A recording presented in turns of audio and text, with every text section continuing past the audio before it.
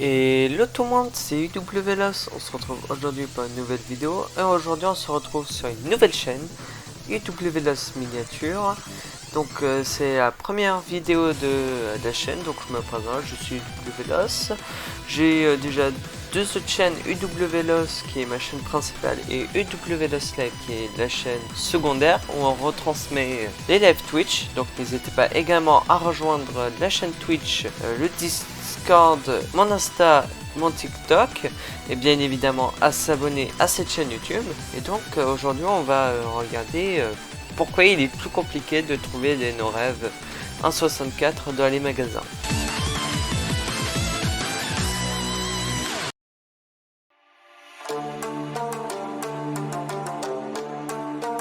Donc déjà, qu'est-ce que c'est NoRêve?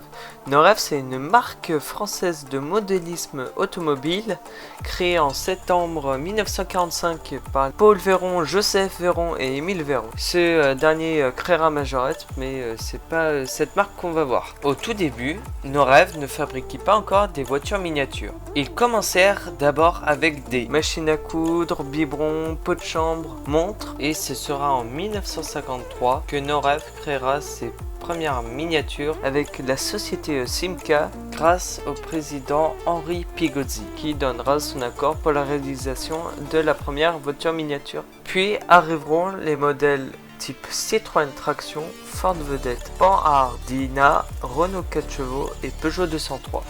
En 1959, NoRêve obtient le titre prestigieux de l'Oscar du jouet hors concours, puis en 1963 la Coupe d'Or du bon goût français. Dans les années 70, NoRêve multiplie les gammes avec le lancement des Jetcar, Mini-Jet et Plastigam. L'usine B NoRêve ouvre en 1970. NoRêve sponsorise Jimmy Mieuzet, champion d'Europe des 2 litres en 1973 et champion de France de la montagne en 1971, 72 et 73. NoRêve fera de ce pilote émérite sa mascotte. Un soutien qui touche aussi Henri Pescarolo qui court sur sa sortie TS19 aux couleurs de NoRêve en 1976. Il sera de même pour Jacques Lafitte avec l'écurie Ligier Gitane. En 1986, Mark Fisher reprend l'entreprise. Il va l'orienter vers la voiture de collection pour faire de NoRêve mieux qu'une miniature, une signature. Axel va reprendre l'entreprise en 1998 et sera rejoint par son frère en 2003.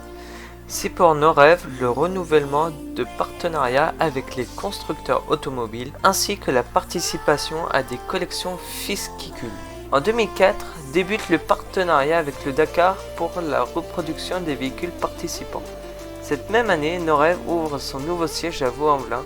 En 2006, pour fêter son 60e anniversaire, NoRêve réalise une collaboration avec Parotech, un grand projet à tuning, la 300C NoRêve, qui sera exposé au Paris Tuning Show et gagnera le prix du plus beau projet tuning d'Europe au Swiss Tuning Show. À partir de cette date, NoRêve signe avec Laco pour produire les voitures des 24 heures du Mans. Puis, les marques Provence Moulage, CIG, Spoton font partie intégrante de la gamme NoRêve. Depuis, les miniatures NoRêve ont été de nombreuses fois primées pour leur qualité et leur fidélité.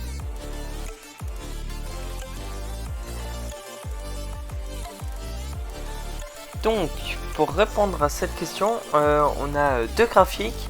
Un graphique qui montre NoRêve en 2019 et l'autre qui montre NoRêve en 2022. On commence déjà avec le nombre de pays qui vendent des NoRêve. En 2019, il y en avait 26 contre 37 en 2022. Le nombre de collaborateurs en 2019 était de 187 contre 194 en 2022, donc une légère augmentation. Il y a le nombre de clients qui a également augmenté. On en avait 2900 en 2019 contre 7600 en 2022. En 2019, on a eu 3 filières, l'Allemagne, Hong Kong et la Chine, et ça n'a pas changé en 2022. En 2019, ils ont fait 11,8 millions d'euros de ventes contre 13 millions d'euros en 2022. Et c'est ici que ça commence à changer. Par exemple, en 2019, on a eu 73 nouveaux modèles contre 49 en 2022. En 2019, ils avaient 507 références en stock contre 4064 en 2022. Puis quand on regarde les différences de vente par pièce, en 1/12e on avait 2900 pièces en 2019 contre 4567 en 2022. En 1/18e on avait 170 400 pièces en 2019 contre 197 200 en 2022.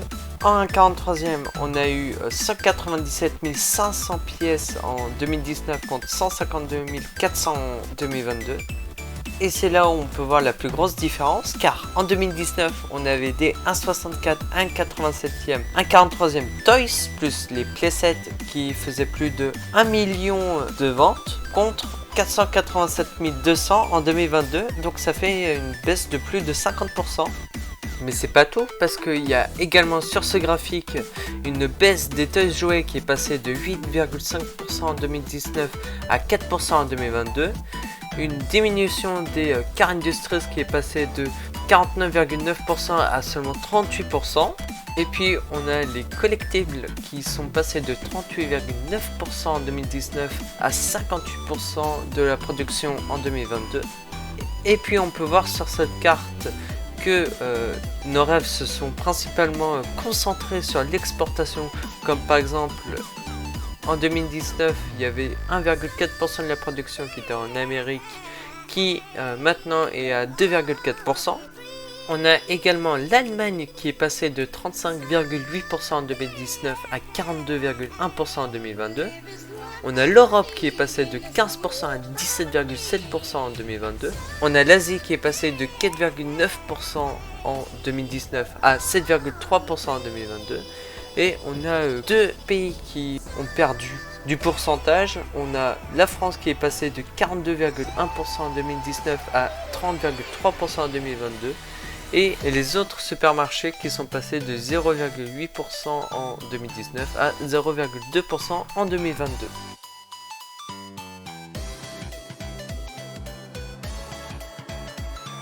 Donc, pour répondre à la question pourquoi il y a moins de nos rêves qu'on peut trouver dans les supermarkets, la réponse est maintenant simple, c'est principalement que nos rêves se sont concentrés sur l'exportation et qui se sont concentrés sur des échelles différentes de voitures miniatures. J'espère que cette vidéo vous a plu, on se retrouve pour une prochaine vidéo, c'était UWLost, n'hésitez pas à vous abonner, ciao!